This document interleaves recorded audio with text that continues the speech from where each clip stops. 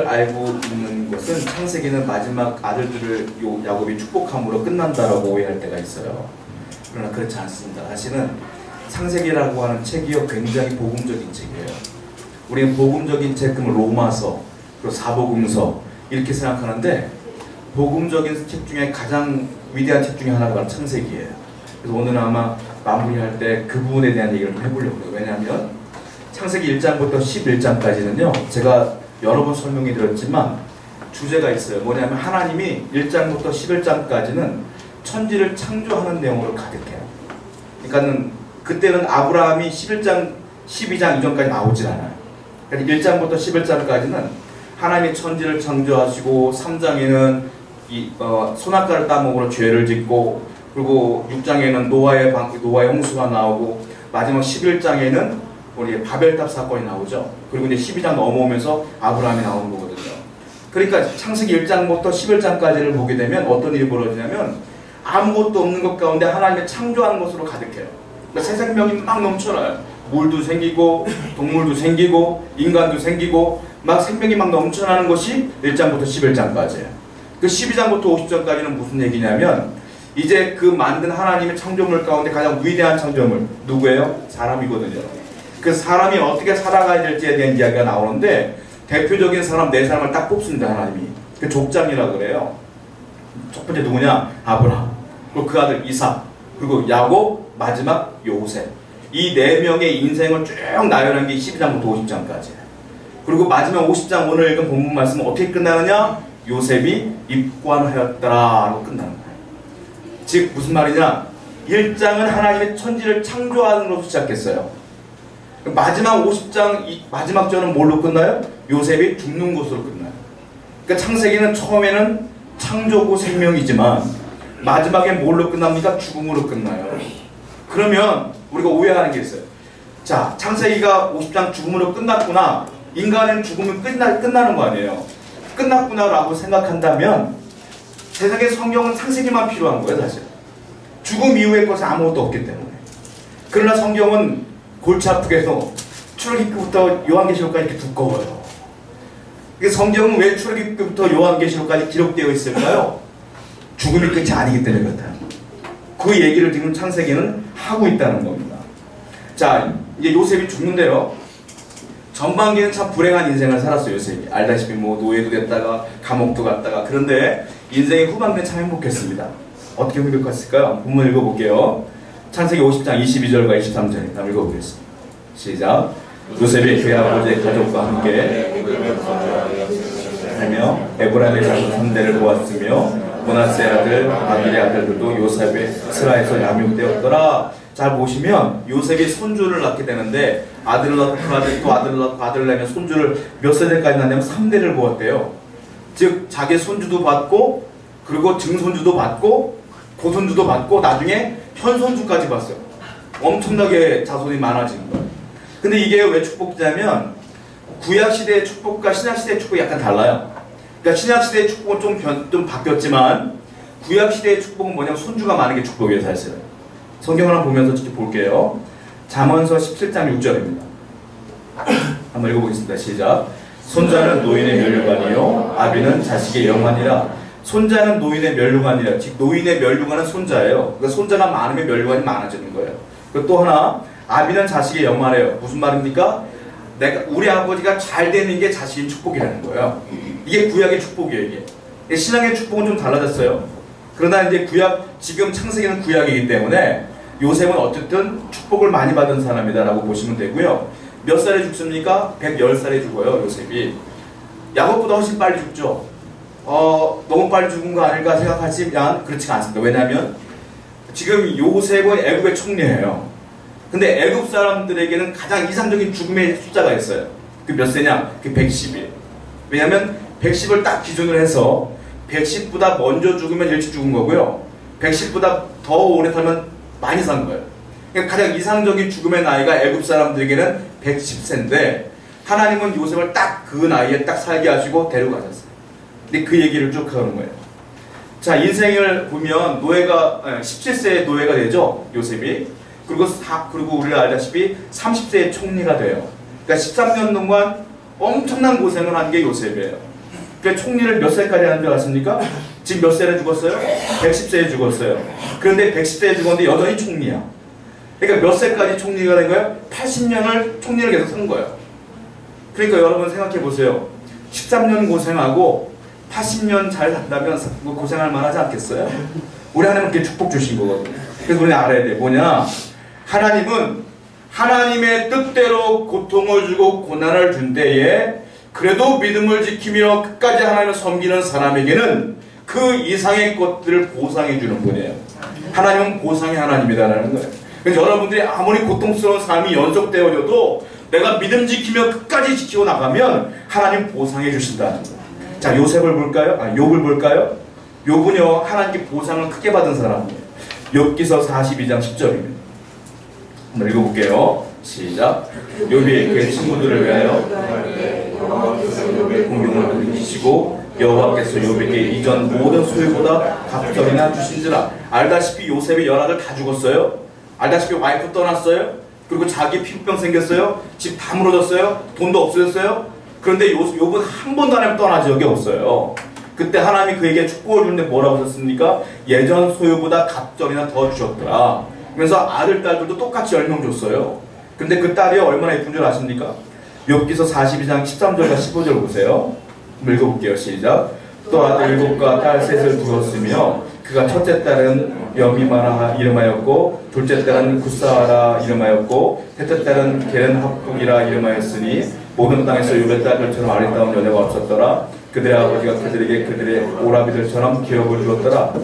딸을 셋을 낳고 아들을 7을 낳았거든요. 딸이 셋이 있는데 이름은 좀 어렵지만 중요한 건 뭐냐면 다 그 땅에 있는 사람 다 아름다웠대요.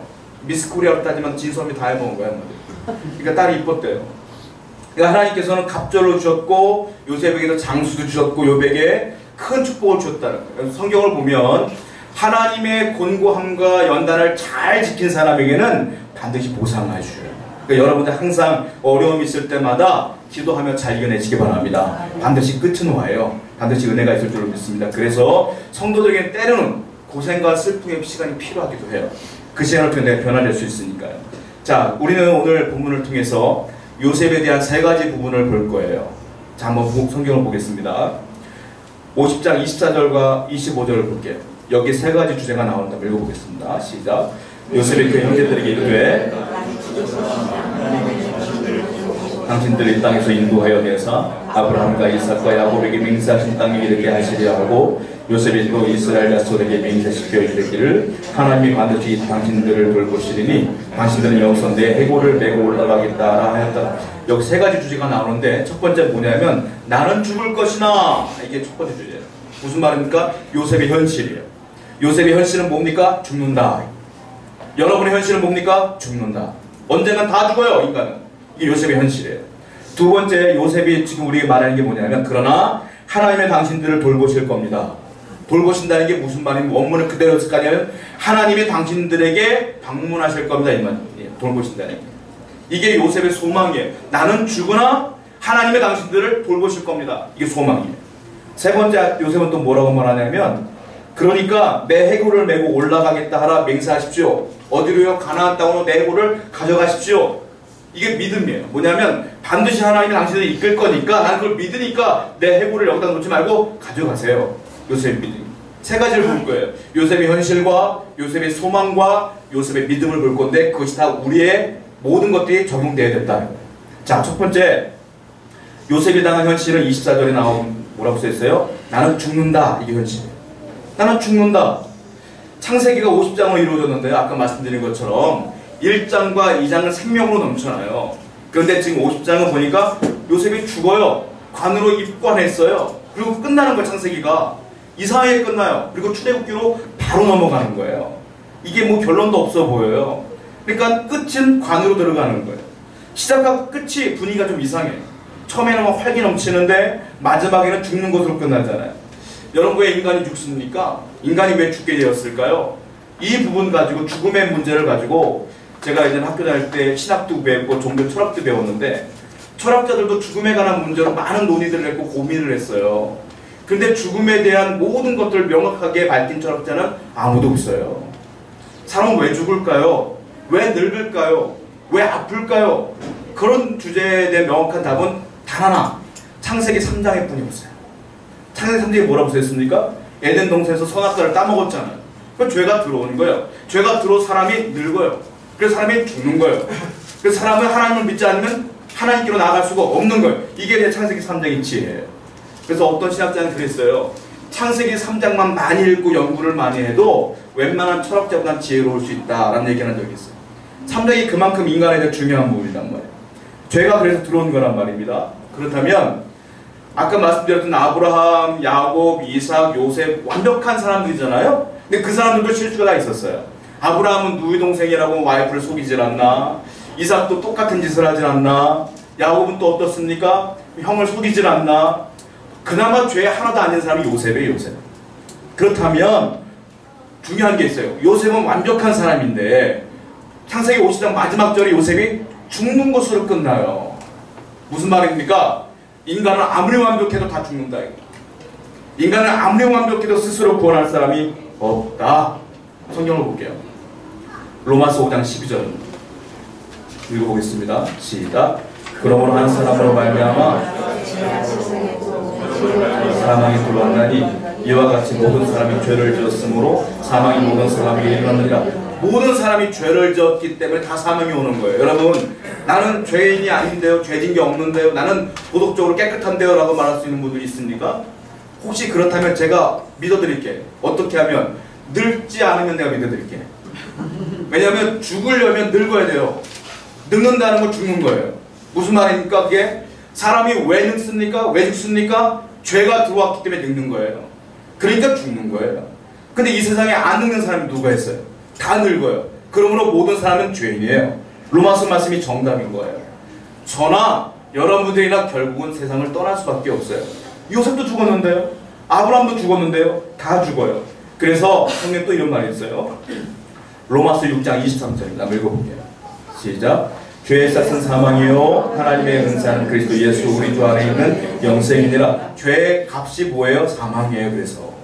그래서 사람이 죽는 거예요. 그런데 영생은 뭐예요? 그리스도 예수 우리 주 안에 있는 영생, 즉 예수를 믿어야 영생을 얻는 거예요. 이게 성경의 진리다라고 말하는 거예요. 그런데 요셉의 입관하는 거 끝났잖아요. 그럼 제가 아까 말씀드린 것처럼 출애굽기부터 읽을 필요가 없는 거예요. 물론 끝났으니까. 그런데 출애굽기가 왜 있으며 마태복음 왜 있으며 요한계시록은 왜 있느냐? 끝이 아니니까요. 성도의 죽음은 끝이 아니다. 인간의 죽음은 끝인 것처럼 보이지만 성도의 죽음은 끝이 아니다라고 말해요. 그래서 신약 성경에서 성도의 죽음을 뭐라고 하는지 아세요? 별세라고 해요. 별세. 예전에 돌아가신 이준표 목사님이 신학이 있는데 별세 신학이라는 게 있었어요. 예전에 제가 그 책을 다 섭렵하고 읽었는데 별세라고 해요. 성도의 죽음을. 자, 성경을 직접 볼까요?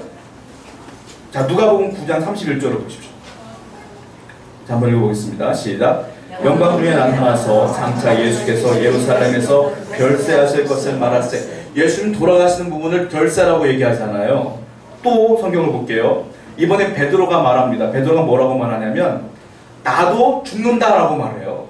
자, 베드로 후서 1장 15절입니다. 읽어보겠습니다. 시작. 내가 힘써 이런 것을 생각나게 하려 하노라. 여기 보면 베드로가 죽는다는 얘기를 하는데 어떻게 말하냐면 내가 죽은 후에라도 말하지 않습니다. 뭐라고 했습니까? 내가 떠난 후에도 이렇게 말하고 있어요. 자, 여기 보세요. 아까 별세라는 단어가 있었잖아요. 그거를 헬라어로 뭐라고 하는지 아세요? 원문으로 엑소도스라고 그래요. 엑소도스가 영어도 엑소도스예요. 출애굽기의 영어명이 뭔 줄 아세요? 엑소도스예요. 그러니까 별세가 엑소도스예요. 그리고 또 베드로후서 1장 15절에 내가 떠난 후에도 해서 떠나다. 이 단어가 원문이 뭔 줄 아세요? 이것도 엑소도스예요. 그러니까 죽었다는 것이 뭐냐? 엑소도스가 뭐냐면 영어로 way out이에요.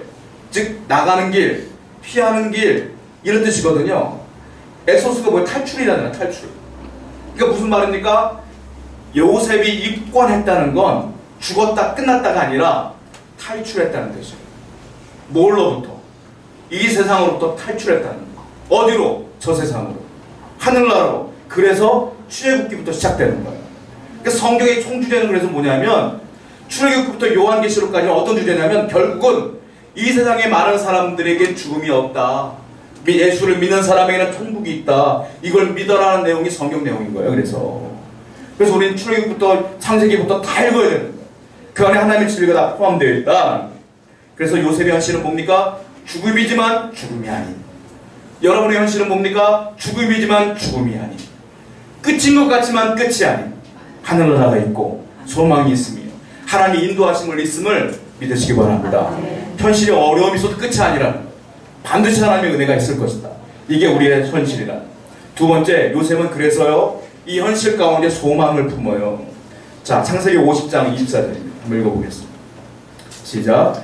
요셉이 그의 형제들에게 이르되 하나님이 당신들을 돌보시고 당신들을 이 땅에서 인도하여 내사 아브라함과 이삭과 야곱에게 맹세하신 땅에 이르게 하시리라 하고, 여기 보면 뭐라고 말하고 있냐면 하나님이 당신을 돌보실 겁니다 라고 말했어요. 아까 말씀드린 것처럼 이게 아파드란 뜻이에요. 당신들을 돌보실 겁니다. 근데 뭐라고 했냐면 나는 죽습니다. 나는 유한하니까. 근데 하나님은 당신을 돌보실 거예요. 무슨 말이에요? 나는 유한하지만 하나님은 영원하신 분입니다. 이 말이에요. 성경을 볼까요? 시편 102편 26절과 27절 한번 읽어보겠습니다. 시작. 처지는 없어지려거니와 주는 영존하시겠고 그것들은 다 옷같이 낡으리니 의복같이 바꾸시면 바뀌려니와 주는 한결같으시고 주의 연대는 무궁하리이다. 아멘. 하나님은 영원하신 분이에요. 하나님은 여러분들 곁에 영원히 계시는 분이에요. 그걸 얘기하고 있는 거. 또 한번 성경을 볼게요. 신명기 33장 27절 읽어보겠습니다. 시작. 영원하신 하나님이 내 초소가 되시니 그 영원하신 팔이 내 아래에 있도다. 그가 내 앞에서 대적을 쫓으시며 멸하라 하시도다. 영원하신 하나님, 그분이 뭐라고요? 내 초소가 된대요. 다른 말로 하면 내 피난처가 된대요.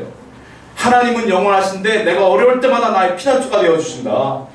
요셉은 그 아들들과 손주들과 형제들에게 이 얘기를 하고 있는 거예요. 나는 죽습니다. 나는 총리지만 당신들을 보호했지만 나는 죽습니다. 이제 보호함이 없어졌죠? 그렇지 않아요. 하나님은 영원하십니다. 하나님이 보호하실 거예요. 얘기하는 거예요. 하나님은 여러분들 영원히 보호하실 것을 믿으시기 바랍니다. 이 얘기를 한다. 이게 요셉의 소망이에요. 여기서 보면 돌보신다. 이 말은 아까 말씀드린 것처럼 원어로 말하면 방문하다는 거예요. 방문하다. 하나님이 내게 오시면 나를 돌보시는 거예요. 그 어려운 게 아니에요. 나를 뭐 입히고 이게 아니라 하나님이 내 옆에 오시면 나를 돌보시는 거예요. 지금 하나님이 여러분의 곁에 있음을 믿으시기 바랍니다. 하나님이 옆에 있으니까 나를 돌보신다는 거예요. 그런데요, 요셉의 이 소망이 뜬금없는 소망이 아니라는 거예요. 근거가 있는 소망이에요.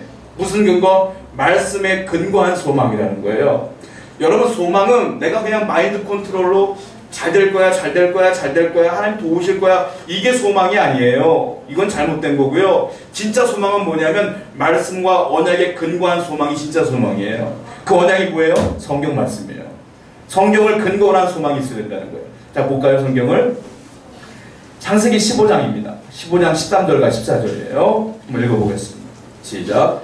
여호와께서 세상은 이방에서 제기되어 그들은 400년 동안 네 자손을 괴롭히리니 그들이 섬기는 나라를 내가 징벌할지며 그 후에 네 자손이 큰 재물을 이끌고 나오리라. 이게 아브라함에게 하나님이 약속하신 겁니다. 아브라함이 뭐라고 했어요? 넌 애국으로 갈 건데 400년 동안 종살이 할 거야. 근데 그 이후에 내가 반드시 이끌어낼 거야 라고 아브라함에게 약속하신 거예요. 그런데 요셉은 자기 할아버지였던 아브라함의 이 약속을 할아버지 이삭을 통하여 또 아버지 야곱을 통하여 계속 듣게 된 거예요. 그러니까 이걸 믿어요, 요셉은. 그러니까 반드시 하나님이 나를 인도하실 거야, 우리 백성을. 그걸 믿는 거예요. 또 있어요. 하나님이 야곱에게도 약속했거든요. 창세기 46장 3절과 4절 한번 읽어볼게요. 시작.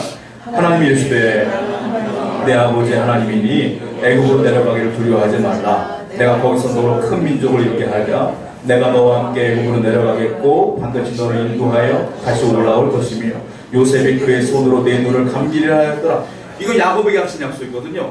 근데 야곱의 아버지가 요셉에게 얘기 안 했겠어요? 했겠죠. 그러니까 요셉은 하나님의 말씀과 할아버지 아브라함의 약속, 아버지 이삭의 야곱의 약속을 전부 다 믿고 있는 거예요. 그러니까 소망이 생기는 거예요.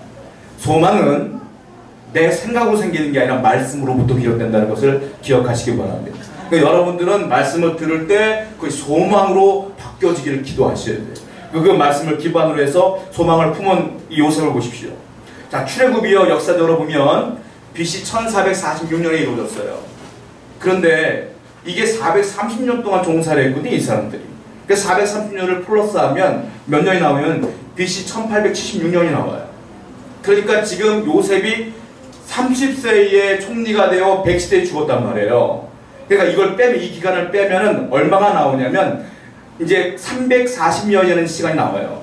그러니까 요셉은 어떻게 생각하고 있느냐면은 354년 뒤에 일어날 것을 얘기하는 거지. 내가 죽고 난 뒤에 354년 뒤에 출애굽이 일어나거든요. 그걸 믿는 거예요. 여러분, 소망은 이런 거예요. 눈에 안 보여도, 징조가 안 보여도 하나님 말씀이 있었으면 믿는 거예요. 이게 소망인 줄로 믿습니다. 요셉은 이런 소망을 갖고 있는 거예요. 354년 뒤에 일어날 것을. 그런데 어떻게 됩니까? 이루어집니다. 성경을 볼게요. 출애굽기 3장 16절과 17절입니다. 읽어보겠습니다. 시작. 너는 가서 이스라엘 자손들을 모으고 그들에게 이르기를 여호와 너희 조상의 하나님 곧 아브라함과 이삭과 야곱의 하나님이 네게 나타나 이르시되 내가 너희를 돌보아 너희가 애굽에서 당한 일을 확실히 보았노라. 내가 말하였거니와 내가 너희를 애굽의 고난 중에서 인도하여 내어 젖과 꿀이 흐르는 땅 곧 가나안 족속, 헷 족속, 아모리 족속, 브리스 족속, 히위 족속, 여부스 족속의 땅으로 올라가게 하리라 하셨다 하면, 여기 보시면 16절의 마지막 부분에 내가 너희를 돌보아 너희가, 이 말이 있잖아요. 내가 너희를 돌보아, 이 말이 무슨 말입니까? 이 말이 방문한다는 뜻이에요. 그러니까 아까 창세기에 말했던, 아까 요셉이 말했던 단어와 똑같은 단어를 쓰고 있어요. 자, 또 볼게요. 출애굽기 4장 29절과 31절입니다.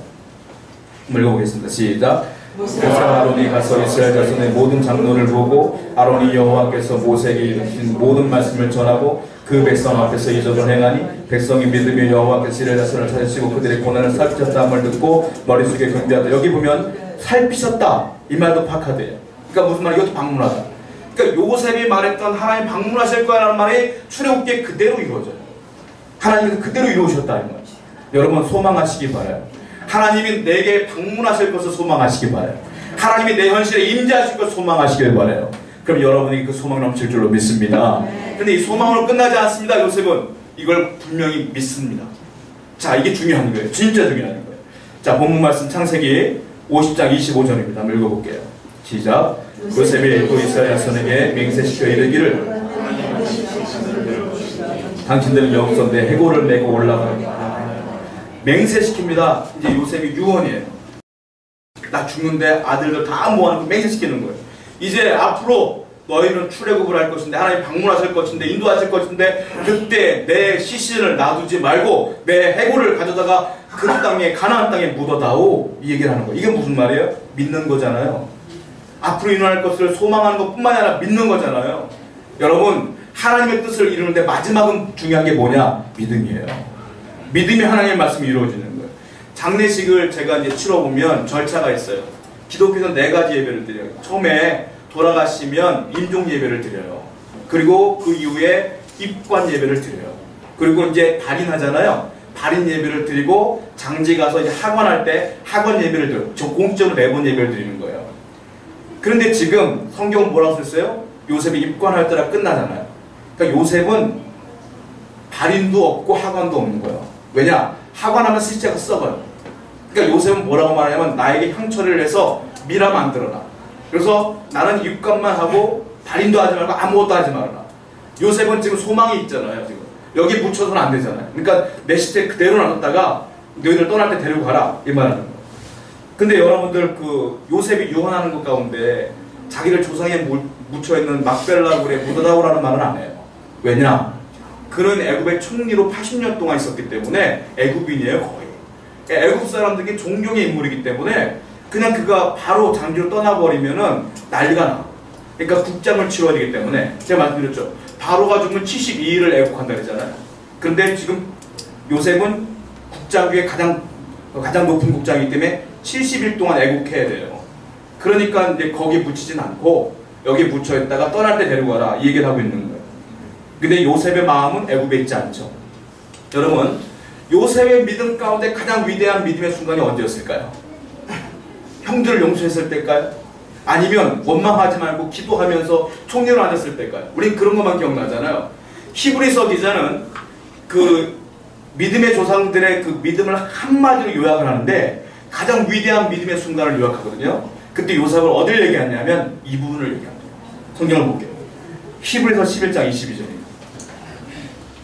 읽어보겠습니다. 시작. 믿음으로 요셉은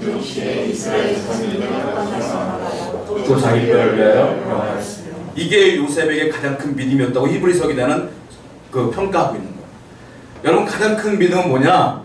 눈에 보이지 않아도 말씀을 그냥 굳건히 믿고 사는 것, 이게 큰 믿음이라고 보는 거예요. 여러분, 믿음이 뭡니까? 여러분에게 이 믿음이 있습니까? 이 믿음 놓치지 않도록 기도하시기 바랍니다. 반드시 소망을 분명 믿어야 된다는 거예요. 그래서 이 헤브론 과연 가나안 땅에 들어갔을까요? 들어갔어요. 출애굽했을 때 들어갔어요. 성경을 볼게요. 출애굽기 13장 19절입니다. 한번 읽어볼게요. 시작. 모세가 요셉의 유고를 받았으니 이는 요셉의 이스라엘의 손으로 단단히 맹세하게 하여 이르기를 하나님 반드시 너희를 찾아오시리니 너희는 내 유고를 여기서 가지고 나가라 하였음이더라. 모세가 요셉의 유고를 가져갔어요. 여러분들이 오해하는 것 중에 하나가 이스라엘 사람들이 출애굽을 할 때 항상 들고 다녔던 상자가 있을 것이다 그랬어요. 그게 뭐예요? 법궤. 법궤는 늘 가져간 걸로 알죠. 그러니까 또 하나의 상자가 있었어요. 그게 뭐냐? 요셉의 관. 두 개를 항상 갖고 있었어요. 히브리어를 보면요, 재밌는 게 있는데요. 법궤와 요셉의 관을 똑같은 단어를 썼어요. 원문으로 아론이라는 단어를 썼어요. 그래서 여러분들이 성경을 볼 때 아론만 나오니까 법궤만 생각하는 거예요. 아니에요. 이스라엘 백성들은 가나안 땅으로 들어갈 때까지 40년 광야 생활할 때까지 관도 갖고 있었어요. 요셉의 관도. 그래서 들어갔을 때 요셉의 관을 가지고 들어가는 거예요. 자, 이것이 이루어진다는 거예요. 우린 죽으면 그래서 요셉처럼 끝이 아니라 낙원으로 갑니다. 성경은 천국을 낙원이라고 묘사하고 있거든요. 자, 그 17세기에 본 존 밀턴이라는 사람이 있는데 신라원이라는 유명한 소설을 썼어요. 말 그대로 낙원을 잃어버렸다는 뜻이에요, 이게. 그러니까 창세기 3장을 기반으로 썼거든요. 근데 낙원을 잃어버린 건 아니에요. 에덴 동산은 있어요. 어디에 있을까요? 저 세상에 있어요. 그걸 우리는 낙원이라고 보는 거예요. 그러니까 에덴 동산이라고 하는 거죠. 성경을 보겠습니다. 예수님도 그렇게 표현을 하고 있거든요. 누가복음 23장 43절을 볼까요? 한번 읽어보겠습니다. 시작. 낙원에 있으리라. 여기가 뭡니까? 천국을 말하는 거예요. 자, 그리고 고린도후서도 볼게요. 12장 4절입니다. 시작. 그가 낙원으로 이끌려가서 말로 표현할 수 없는 말을 들었으니 사람이 가히 이르지 못할 말. 누구 말합니까? 바울이 기도 중에 천국을 본 거예요. 낙원으로 끌려갔는데 말할 수 없는 말씀들을 막 들은 거예요. 바울이 그 얘기를 하고 있는 겁니다. 낙원이라고 표현하고 있어요. 여러분, 우리는 이 세상을 살아갑니다. 창세기의 마지막은 그래서 이렇게 끝나는 거예요. 사람은 죽는다. 하나님 만드셨지만 죄를 졌기 때문에 죽는다. 그러나 죽음이 끝이 아니다. 우리는 예수 그리스도를 믿음으로 어디로 가느냐? 낙원으로 간다. 그러므로 이 세상을 사랑하는 모든 사람들은 그리스도를 믿어야 될 것이며 그분과 동행해야 될 것을 믿어야 될지라 라고 하는 것이 창세기 주제다.